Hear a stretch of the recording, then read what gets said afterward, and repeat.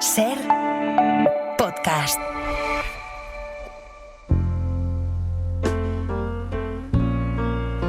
En la cadena Ser, La Hora Extra. Con Dani de la Fuente. Just a perfect day. Drink sangria in the park. And then later, when it gets dark, we go home. ¿Cómo es un domingo o un día perfecto para ustedes? ¿De qué placeres gustan disfrutar? Son preguntas que nos plantea y nos planteamos con Leonardo Sbaraglia, que ha debutado esta semana en los escenarios españoles. Después de rodar Amarga Navidad con Almodóvar, el actor argentino protagoniza Los días perfectos, una versión teatral que Daniel Veronese ha hecho de la novela de Jacobo Vergareche. Una revisión literaria y poética del matrimonio y de la vida sentimental después de 17 años de rutina, de convivencia, a partir de las cartas originales que William Faulkner escribió a su amante Meta Carpenter. Sentí que tenía una emotividad y estaba tan llena de imágenes, y al estar narrado también en primera persona, como que facilitaba mucho la posibilidad para teatro. ¿Cómo se hacen esos trabajos? Mucho no sé que usé un tercio del material, deseché una parte, yo le expliqué a él, porque es una traducción al teatro, no es una traición. Bueno, dicen que toda traducción es una traición, ¿no? Uh-huh. Pero no es traición, no quiero traer. Quiero que estamos tan enamorados de eso. Malo, lo que sobraba. Sí, sobraba para teatro, porque esto yo lo leí 2 o 3 veces, me encantó, y nunca leo un libro en una. Y sin embargo eso no puede pasar en el teatro. El teatro, la gente tiene que ser llevada desde la nariz, del principio hasta el fin, y no se debe ir del escenario ni de la trama. A mí me ha tocado adaptar a otra gente, y yo sé que una adaptación, pues hay parte del texto que no va, porque nunca me has pedido leerla, ¿no? No, tú me explicaste, sí que nos vimos y me explicaste lo que ibas a hacer, que ibas a utilizar la segunda carta, porque eso, digamos que tenía ya como una unidad en sí misma que vivía en el escenario, ¿no? Y yo dije, bueno, no me voy a angustiar. Y a veces hay que confiar, ¿sabes? Porque si uno empieza a fiscalizar una adaptación y a pensar, no, Dios mío, esta frase es como los versos del Corán, que no se puede tocar ninguno. Oh, it's such a perfect day. Llegó el momento, tenemos que hablar. Leonardo Sbaraglia, bienvenido a La Hora Extra, que es el programa de cultura de la cadena SER de los domingos. ¿Cómo estás? Muy bien, muy, muy contento de por fin estar hablando contigo y presentando Los días perfectos aquí en La Latina.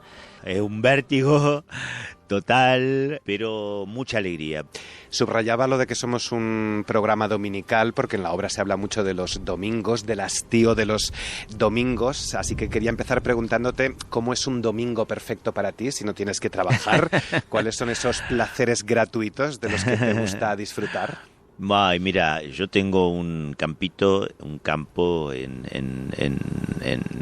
en Buenos Aires, a 100 kilómetros de la capital, que es un lugar en el mundo, es un lugar que compré, que no es ni de grandes lujos, ni de para nada, es muy rústico, es muy tranquilo, hay vacas, hay un casero que es un gaucho, como decimos allá en Argentina, y yo voy ahí y es simplemente disfrutar de la naturaleza, disfrutar de los pájaros, disfrutar del mate, disfrutar de cocinar. Para mí esos son días perfectos, bien acompañados.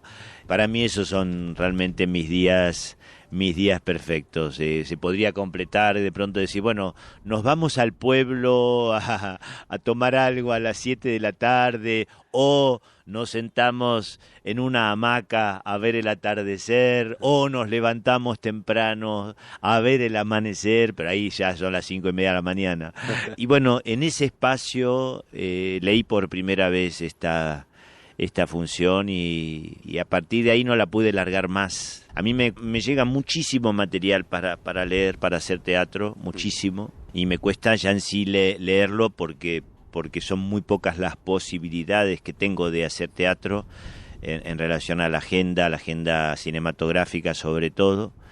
Y este material lo leí, me emocionó tanto, no solo porque me emocionó tanto el material, sino porque me emocionó. Dije, ¡ay, por fin! No, por fin tengo un material en el cual voy a poder, porque lo lindo como actor es poder encontrar, yo creo que un actor crece mucho haciendo teatro. Esto me lo decía grandes actores argentinos, Alfredo Alcón, con el cual él me dirigió en una obra hace 25, 30 años, en el año 96, que se llamaba La soledad de los campos de algodón, lo que hablábamos antes de Bernard Marie Coltés, y Norma Leandro, también una grandísima actriz argentina, me decían, no dejes nunca de hacer teatro, Leo, no dejes nunca de hacer teatro, porque ahí es donde está la verdad, ahí está donde está la verdad del actor, ¿no?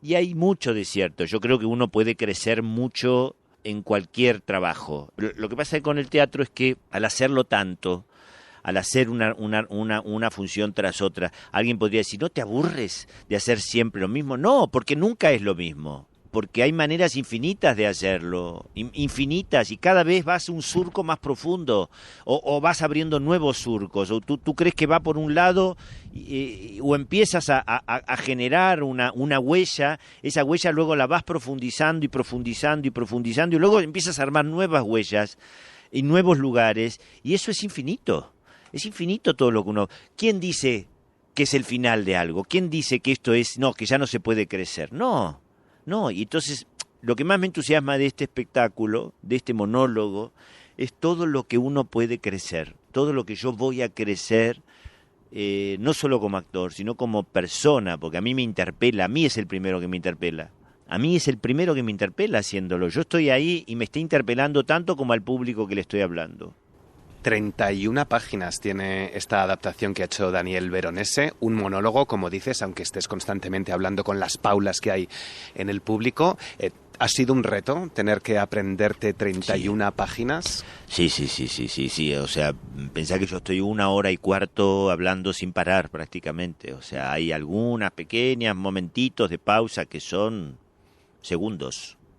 Ahí sí hay un trabajo de mucha concentración, de mucha confianza, donde el cuerpo tiene que ir adelante del texto, ¿no? Porque es el cuerpo el que va adelante, el cuerpo es el que va buscando las palabras, y para eso hay que tener eso, como un arrojo, una confianza, una deriva, ¿no? Y el texto lo empezamos a aprender porque esto lo íbamos a hacer lo íbamos a estrenar en Argentina, la idea era en enero, febrero, marzo del año pasado, de este año, perdón, ¿no? O sea, del 25. O sea que empezamos a trabajarla un poquito el año pasado, tuvimos unos 4 o 5 encuentros con Daniel, ahí yo ya empecé a aprender parte del texto, pero después tuve que dejarlo completamente aparcado porque me fui a rodar a Francia y después me fui a rodar con Almodóvar y después me fui a rodar a México. Y lo fui retomando en el medio de todas esas cosas sobre las cuales también tenía que aprender francés, tenía que aprender los monólogos de la película de Almodóvar y tenía que aprender las cosas de México.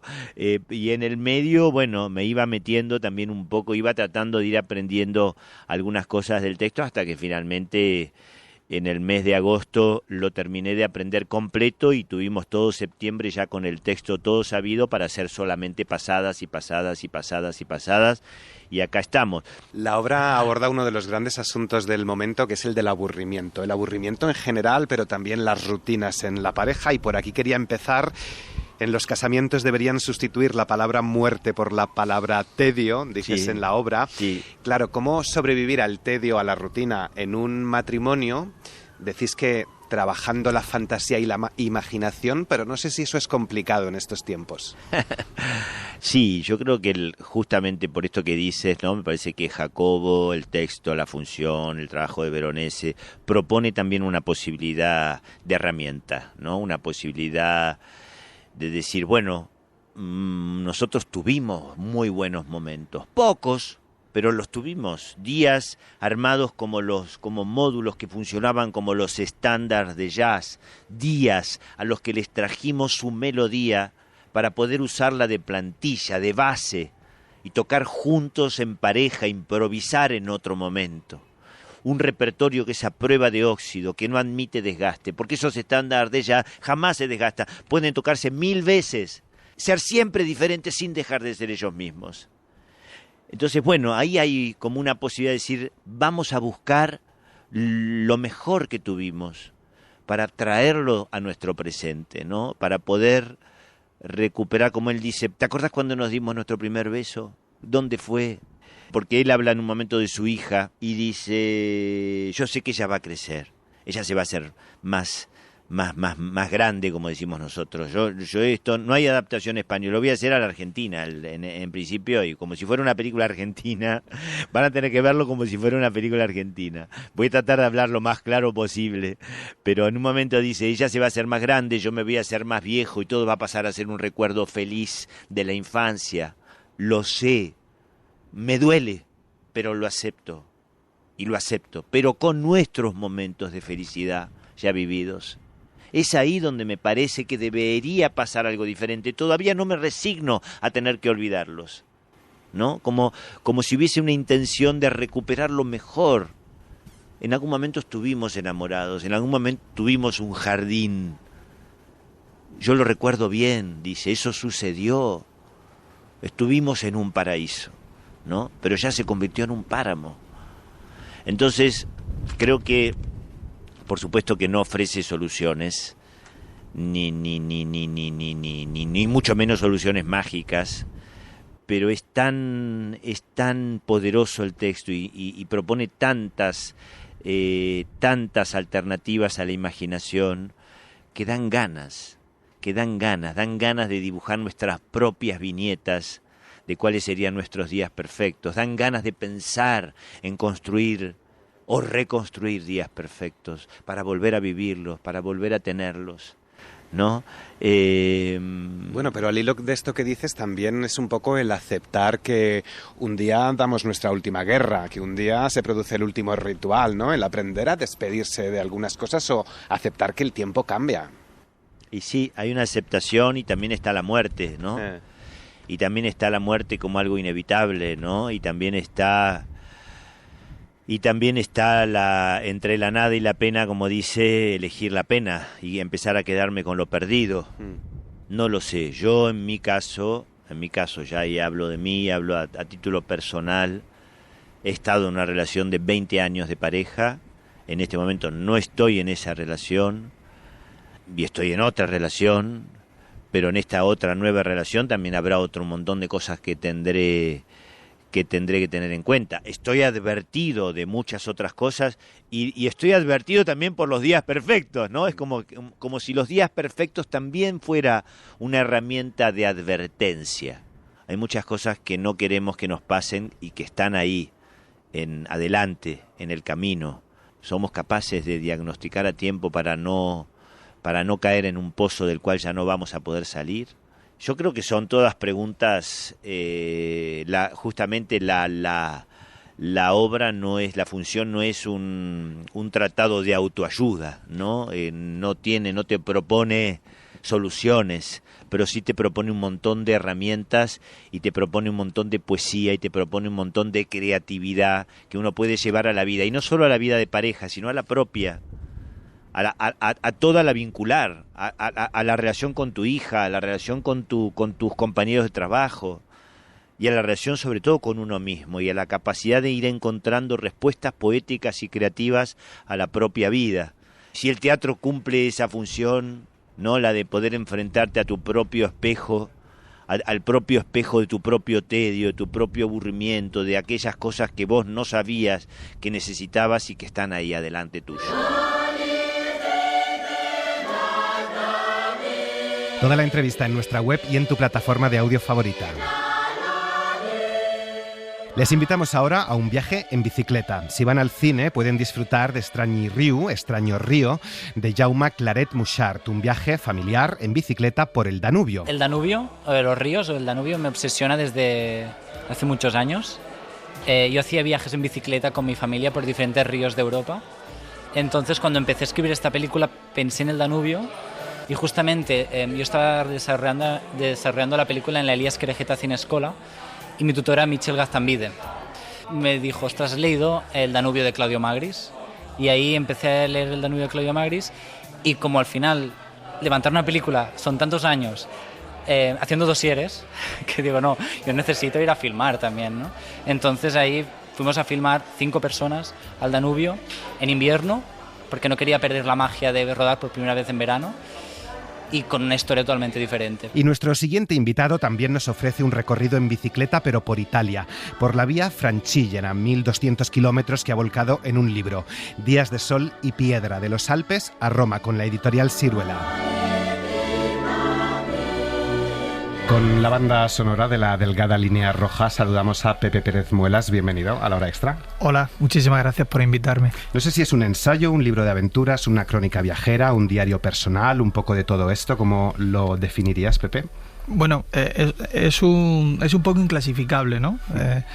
Por supuesto que es un viaje físico. Italia está como telón de fondo, Italia es el escenario, es el contexto de esta situación literaria, que es un hombre que se monta en bicicleta y empieza a pedalear en los Alpes y llega a Roma. Pero yo considero que es mucho más que ese viaje físico. Es sobre todo un viaje interior, es un viaje a través de los miedos que siento desde la infancia, a través de la ansiedad que llevaba sufriendo unos años, incluso bordeando un poco el precipicio de la depresión. Y sobre todo es un viaje que intenta salir de ese laberinto en el que yo mismo me metí y que explico en el libro, y que quiere ver la luz, y la luz para mí desde siempre, desde la infancia, ha sido Roma. Antes de llegar a Roma y lo que supone para ti, vamos a empezar por el principio, porque solo una persona que ha perdido el juicio podría recorrer Italia en bicicleta. Lo acabas de advertir, en la página primera podemos leer: tengo miedo desde hace meses, a la muerte, al vacío, al silencio, tal vez por eso he decidido hacer este viaje. El miedo abruma, paraliza, pero también insufla el valor suficiente para ponerse en camino. Y a lo largo de las páginas vas describiendo lo que te pasa. Empieza con un dolor, primero lo ignoras, no será nada, un tirón, una mala postura. Luego el dolor persiste, se extiende a otras partes del cuerpo, consideras que no tiene importancia, no acudes al médico, los días pasan y tú ya has hecho tu propio diagnóstico. Pero el dolor va cobrándose poco a poco tus ánimos, ya no puedes pensar en otra cosa, no eres nada sin la sensación de abismo que se ha creado en tu mente. Es difícil olvidarse del dolor, de los silencios en los que te sumes en una espiral de pesimismo, te has convertido en un hombre frágil, te das miedo a ti mismo, nadie te entiende, quieres estar solo, son frases que hemos leído salteadas a lo largo del libro. Un día le pones nombre a tu dolor, Pepe, ese dolor es la ansiedad. ¿Hoy hubiera sido más fácil ponerle nombre a la ansiedad y sigues luchando contra ella, conviviendo con cierto pesimismo, melancolía, nostalgia que leemos en las páginas del libro? Ahora la conozco, ahora sé su anatomía, sé cuándo se acerca, cuando asoma por la puerta. Ahora tengo las herramientas suficientes para saber quién es, para saber cuándo está cerca de mí, y por lo tanto puedo mantenerla lejos, puedo domarla, por así decirlo. Uno de los grandes problemas que yo tuve con la ansiedad era que yo no sabía lo que era, y yo pensaba que eso a mí no me podía suceder. Siempre he sido muy escéptico con este tipo de males o de daños que afectan a la salud mental, y de repente te ves envuelto en situaciones que jamás hubieses imaginado. No eres capaz de distinguir entre el dolor físico y el dolor psicológico. Un buen día suena el despertador, no tienes ganas de levantarte, no le ves sentido a todo lo que está haciendo tu vida, y sobre todo quieres volver a ser el de antes y no encuentras el camino para poder reencontrarte a ti mismo. Yo diría que hoy en día he vencido a la ansiedad. Por supuesto que hay situaciones donde vuelve, pero uno ya la ve venir de lejos, ¿no? Y si la ve venir de lejos y ya le ha quitado la sábana al fantasma, pues todo es mucho más sencillo, todo es mucho más fácil. Y sobre todo, lo que a mí me ha enseñado todo este proceso es a asimilar que no somos eternos, como muy bien han leído, que no pasa nada si nos sentimos débiles o vulnerables en algún momento, que lo importante es volver a levantarse. Un día un amigo te habló de la bicicleta, de la perspectiva nueva que le otorga al paisaje, del ritmo del corazón cuando subes una cuesta. ¿Cuál era tu relación con la bicicleta hasta entonces, o con el ciclismo? A lo mejor te gustaba verlo. ¿Ha sido más difícil pedalear con tantas derrotas a cuestas? Yo siempre he sido un amante de la bicicleta por televisión. Mi infancia son recuerdos, no de un patio de Sevilla, pero sí de ver en mi casa el Tour de Francia, luchando con mis abuelos porque ellos querían ver la novela y yo cambiaba el canal. Entonces la bicicleta siempre ha estado muy presente. Y bueno, llegó el momento en el que un amigo me recomendó hacer bicicleta, que relajaba bastante, que te permitía con muy poco esfuerzo salir de la ciudad y estar en comunicación con el paisaje, con la naturaleza, descubrir un mundo que tenemos todos cerca, pero que sin embargo se nos hace demasiado lejano, casi intocable. Y empecé a hacer rutas, vi que me gustaba, que lo que antes era pensamientos oscuros y bastante monótonos y negativos, pues de repente se tornaban en un paisaje nuevo que quería descubrir o un nuevo puerto de montaña al que anhelaba ascender.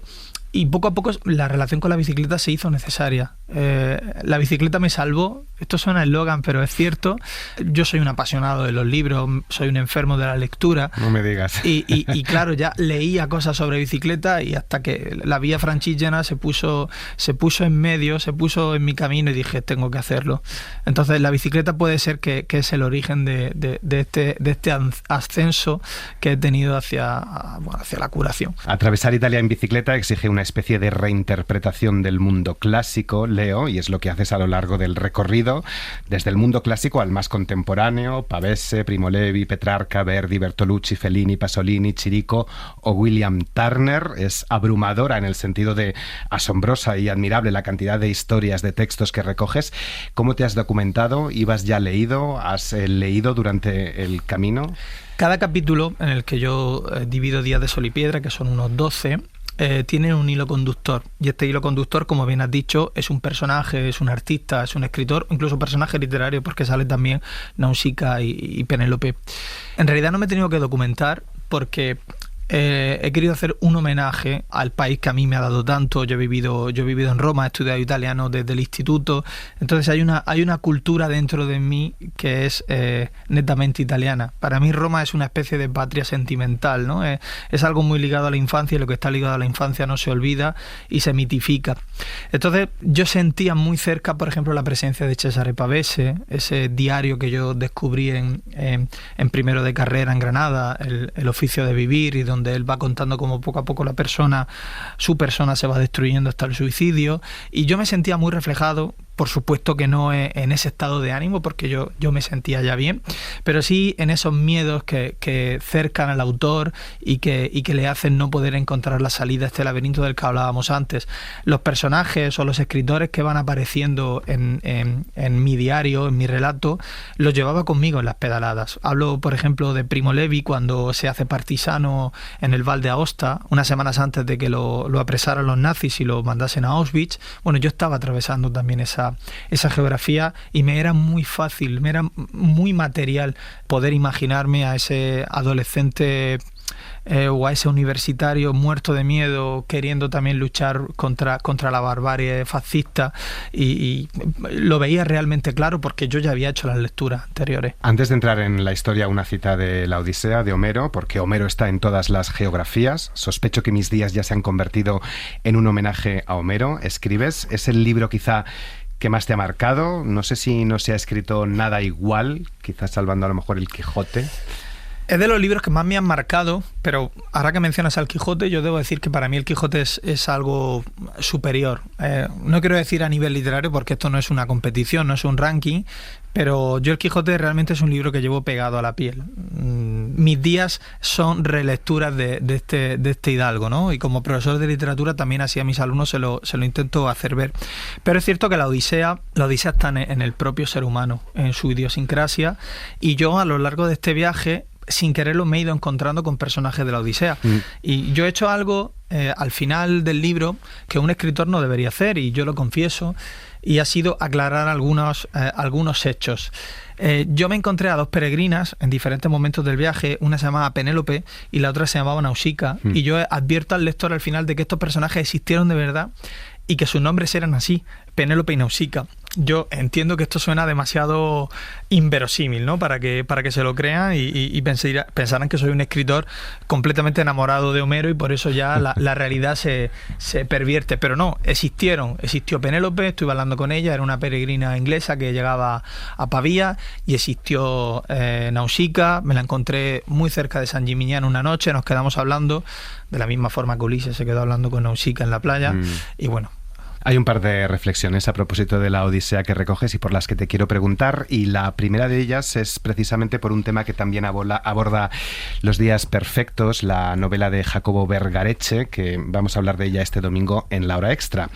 Cuando leí la Odisea, no entendí la actitud del héroe en las playas de Esqueria, no podía comprender que abandonase a Nausicaa para volver a Ítaca con Penélope. Se abría un abismo de incomprensión en aquel lector adolescente ante un hombre que prefería la monotonía de sus días, la vejez en un palacio lleno de telarañas, junto a una mujer más anciana que joven, aburridos ambos de contar los días como espejos multiplicados en la arena. Penélope representaba ese aire viciado que generan los bostezos en la pareja, el aburrimiento que mata los días y condena el futuro. No sé si has comprendido con el paso de los años más al héroe que se entrega al aburrimiento, que decide ser fiel, y cómo lidiar hoy con el aburrimiento o la rutina en la pareja. Fíjate que hablabas de Vergareche y de Los días perfectos, y lo he leído con mucha pasión, y no había caído que también es una buena relectura de Los días perfectos, de esta relación entre Ulises, Penélope y Nausicaa. Yo recuerdo hace 16, 17 años, estaba yo en un viaje por el sur de Francia y en un exceso ahí de romanticismo escribí un poema. Yo no escribo poesía, pero yo escribí un poema y se llamaba A Nausicaa. Y entonces yo le reprochaba a Homero esa locura de hacer que Odiseo se volviese con Penélope en lugar de quedarse todos los días de su vida con Nausicaa, viviendo aventuras, disfrutando los dos de un cuerpo joven. Me parecía una locura desperdiciar lo que le ponía la vida por delante para irse a Penélope. Evidentemente ha pasado el tiempo y ahora entiendo que, bueno, los héroes son héroes también porque vuelven a casa, porque ponen fin a sus aventuras y porque encuentran el valor en esa monotonía que no deja de ser el amor, y cierran la puerta a la novedad.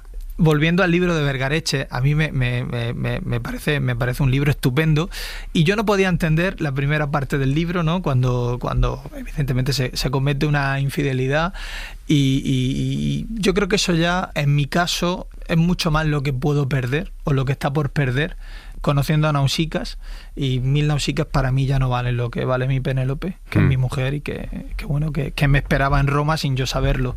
De Ulises al dilema de Aquiles, al héroe griego le plantearon la eterna dicotomía: pasar el resto de su vida pastoreando ovejas frente al mar Egeo, probando esa suerte de felicidad que se difumina con los bostezos, o disfrutar de una vida intensa y corta llena de gloria, pero con un final atroz y temprano. Aquiles eligió las alturas, la fama y la gloria, renunció a la monotonía por un instante de emoción. No sé si es lo que hacemos hoy casi todos en este tiempo, renunciar a la belleza contemplativa, y nos entregamos a ese minuto de fama, de gloria, momentos intensos y cortos que se puedan recoger en un reel. Sí. Ya más perfectamente lo has acuñado, ¿no? Al final, en un reel. Nuestra sociedad muere por un minuto de fama. Yo, que soy profesor de adolescentes en un instituto, yo lo veo. Lo veo porque hoy en día los ejemplos a seguir de la mayor parte de los adolescentes ya no son... Por supuesto que no son científicos o escritores, ¿no? Tampoco quiero idealizar yo, romantizar la juventud pasada, pero sí veo que se busca lo fácil, se busca la fama sin ningún tipo de inteligencia detrás, sin ningún esfuerzo, lo artificioso sin que haya rastro de esencia. Y en eso también me he vuelto yo muchas veces, o he caído, ¿no? en esa especie de fama sin que contenga ningún tipo de verdad. Ahora, bueno, que he salido un poco más a la palestra en periódicos, en radio, en televisión, con la publicación primero de Homo Viator y ahora de Días de Sol y Piedra, pero al final uno, cuando vuelve a su casa, cuando reflexiona, pues se da cuenta de que lo importante creo que no es eso, ¿no? Que a mí, por ejemplo, pues me gusta más esa vida que tú decías, contemplativa, donde uno pueda ser feliz haciendo lo que le gusta, que ese vaivén de los focos y que siempre, o por lo menos para mí, augura una artificialidad que no me interesa. Después de recordar a tantos muertos y de recorrer algunos cementerios, ¿por qué nos importan más los muertos de hoy que los de ayer? ¿Te preguntas? Me lo pregunto porque uno de mis libros que tengo en la mesilla de noche y que me encanta releer es El jardín de los Finzi-Contini. Y se lo pregunta Giorgio Bassani en el prólogo de este libro, ¿no? Él va a la necrópolis de Tarquinia, muy cerca de Roma, y la hija de unos amigos le pregunta, de forma inocente, ¿por qué le importan más los muertos antiguos, los muertos nuevos que los antiguos, ¿no? ¿Por qué lloramos frente a la tumba de un hombre que ha muerto hace 20 años y no frente a esta necrópolis etrusca? A mí esa pregunta se me quedó grabada, y la Via Francigena, en esencia, es también un gran cementerio al aire libre, sobre todo cuando uno se va acercando a Roma, ve como el tiempo ha dejado, ¿no? como restos de telarañas, estelas sepulcrales o tumbas abiertas, tumbas romanas, por supuesto. Y a mí me dio también por reflexionar sobre esto, ¿no? Sobre la finitud de la vida, pero sobre todo cómo el ser humano ha convertido la muerte antigua en obras de arte. Nosotros nos podemos conmover o nos podemos emocionar en el sentido de sentir incluso miedo ante una tumba reciente, pero consideramos una estela funeraria romana como una obra de arte, ¿no? Hemos transformado la muerte, y yo creo que esto también es un poco por supervivencia del propio ser humano, transformamos la muerte en arte, en algo que nos acompaña, que nos hace un poquito más liviano nuestro discurrir por la vida. Y yo reflexionaba acerca de eso. Ojalá algún día yo pueda mirar a la muerte con esa entereza con la que miro pues una necrópolis etrusca y encontrarle esa belleza que emana de ella. E se vai all'hotel Supramonte e guardi. Hasta llegar a Roma hemos conversado con Pérez Muelas de la muerte, de los muertos y de la fe, algunas de sus grandes obsesiones, de las similitudes entre Italia y el pueblo de Israel, de Verdi a Fabrizio de André, a quien escuchan. Todo el recorrido en nuestra web y en tu plataforma de audio favorita. Una lettera vera di notte, falsa di giorno. Desde Italia precisamente nos llega Leche cruda, el debut en la novela de Angelo Nestore, poeta no binario. Editada por Reservoir Books, nos cuenta el regreso a casa de Mia para cuidar de su madre en un estado avanzado de demencia. No habla, solo canta. En la casa se encuentra con Cavalli, una gata callejera que despierta una nueva y extraña ternura en su madre. Leche cruda indaga en los límites difusos de la comunicación. Antonio Nuño.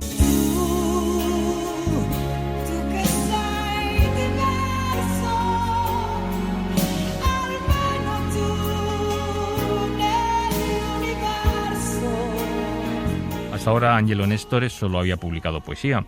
Esta es su cuarta novela, pero es la primera que publica, y lo hace en una corriente que parece haberse instalado en la ficción española en los últimos tiempos, la literatura de los cuidados.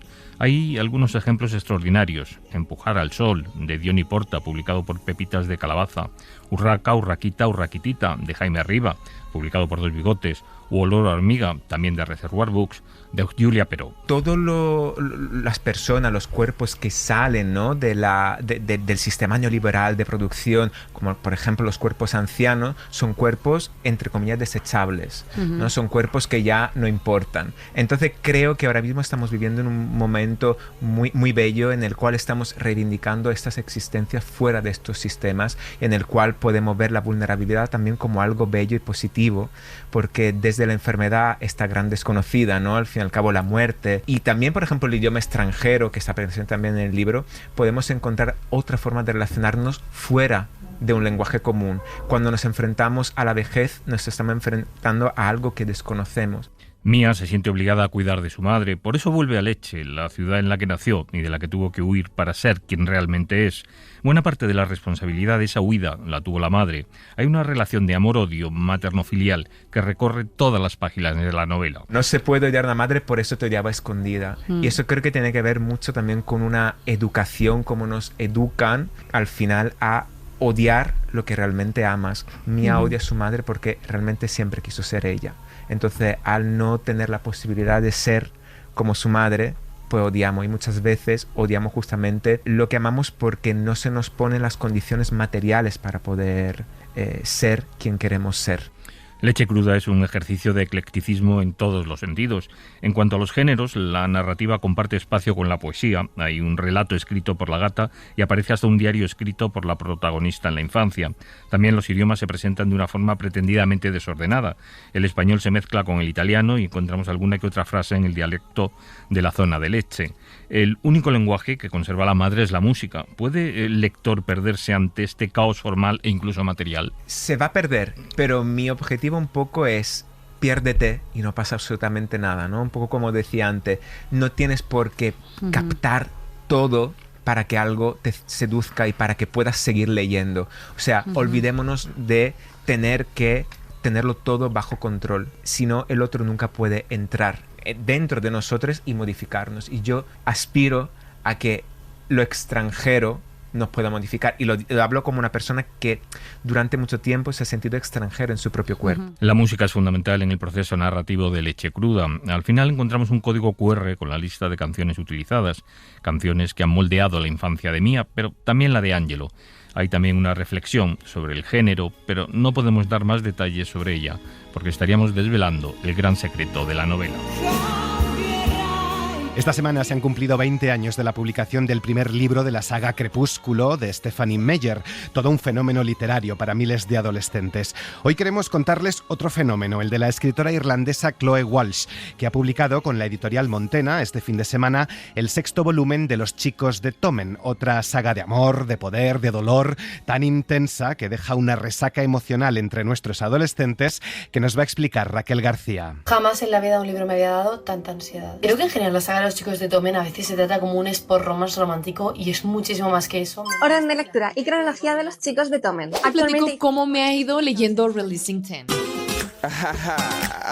Chloe Walsh apenas se prodiga, pero en solo unos años se ha convertido en fenómeno mundial, sobre todo para un público femenino y adolescente que la ha encumbrado como una de las autoras más virales en plataformas como TikTok, Goodreads o Amazon. El primero que me leí fue Binding 13 porque me habían salido varios vídeos en redes sociales y mi amiga se lo había leído y le había gustado mucho, entonces pues decidí leérmelo para ver si era tan bueno como decían. Bueno, yo descubrí a Chloe Walsh en diciembre de 2024 porque yo estaba viendo TikTok y me salió una recomendación de una chica que hablaba del primer libro de la saga de Los chicos de Tommen. Pues yo empecé a leer a Chloe gracias a una amiga mía que me recomendó la saga. La verdad es que cuando la contraté, ella todavía se autopublicaba y no era, o sea, sí que tenía ya lectores y tenía bastantes reviews, por ejemplo en Amazon y tal, pero tampoco era como un súper fenómeno. Y de hecho, cuando nosotros la empezamos a publicar aquí, no vendió mucho al inicio, o sea, tenía como una venta muy discreta, digamos. Es Gemma Villaginés, editora de Montana, el sello que desde hace año y medio publica en España las novelas de Walsh. Escritora superventas del New York Times y del USA Today, Chloe Walsh es autora de Los chicos de Tommen, una saga sobre primeros amores con protagonistas de instituto, pero que aborda temas mucho más complejos y profundos como el bullying, la salud mental o las relaciones tóxicas y que generan en sus lectoras un sentimiento de colectividad y de pertenencia. Me parece que no es solo un libro de romance cualquiera cuya trama está subordinada pues a la parte de romance, sino que también tiene unos personajes con unas historias propias muy desarrolladas que al final te hacen pues empatizar con los personajes, meterte mucho más en la historia. Sinceramente, de sus novelas me engancha un poco todo, porque son una novela que aunque sea romance no tiene una trama plana, porque son personajes muy desarrollados. Una de las cosas que más me gusta de sus novelas es que siempre se da como mucha importancia también a los personajes secundarios y también pues cómo trata ciertos temas. Entonces son historias de parejas, son historias de amor de parejas adolescentes, pero que sacan a relucir muchos otros temas, ¿no? Temas bastante duros, como de traumas superados, temas bastante complejos que van más allá de lo que es una historia de amor adolescente normal, y que yo creo que esto es lo que genera como esta pasión y esta conexión con los personajes. Fue en el verano de 2024 cuando el boca a oreja empieza a funcionar, impulsado por las redes sociales y que la convierten en fenómeno superventas con casi 500.000 de ejemplares vendidos solo en España. Para mí la clave está en que leer vuelve a estar de moda. Y además, al mismo tiempo, tienes esta oportunidad como de poder compartirlo, que es muy bonito, que a lo mejor antes de las redes sociales se daba en clubes de lectura o en la clase del instituto y ahora se sigue dando, pero además tienes miles y miles de personas más con las que lo puedes compartir. Aquí en España acaba de publicarse Release in 10, la sexta entrega de la saga.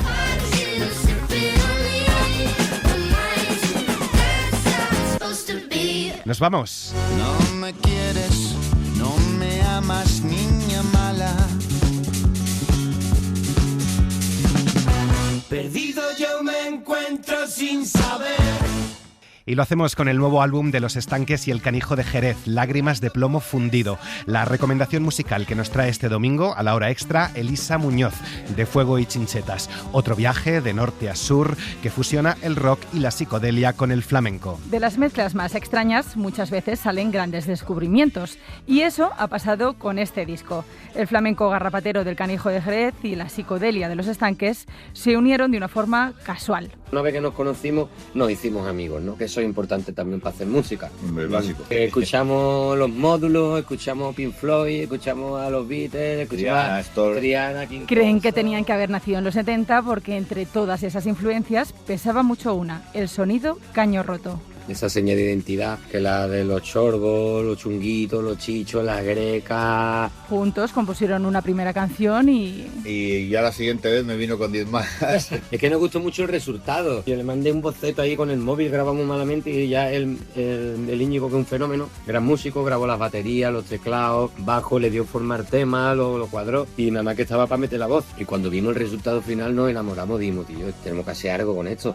Tan contentos estaban que el Canijo cogió su guitarra y se fue a Cantabria. Quedamos ahí encerrados por la nieve un día. Y es verdad, nos quedamos encerrados. Bueno, allí no había, allí la calefacción era una chimeneita, estábamos en la gloria bendita, vamos, te lo digo, alejados. No había ni cobertura. Y esas dos canciones dijimos, tío, ¿por qué no hacemos una tercera canción? Y una tercera fue una cuarta, una quinta y ya hicimos el disco. Y así, entre risas y anchoas, se compuso Lágrimas de plomo fundido. Yo te sigo.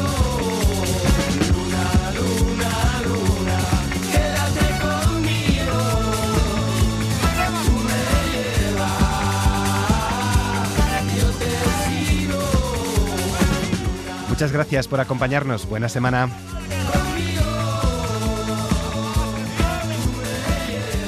Para no perderte ningún episodio, síguenos en la aplicación o la web de la SER, Podium Podcast o tu plataforma de audio favorita.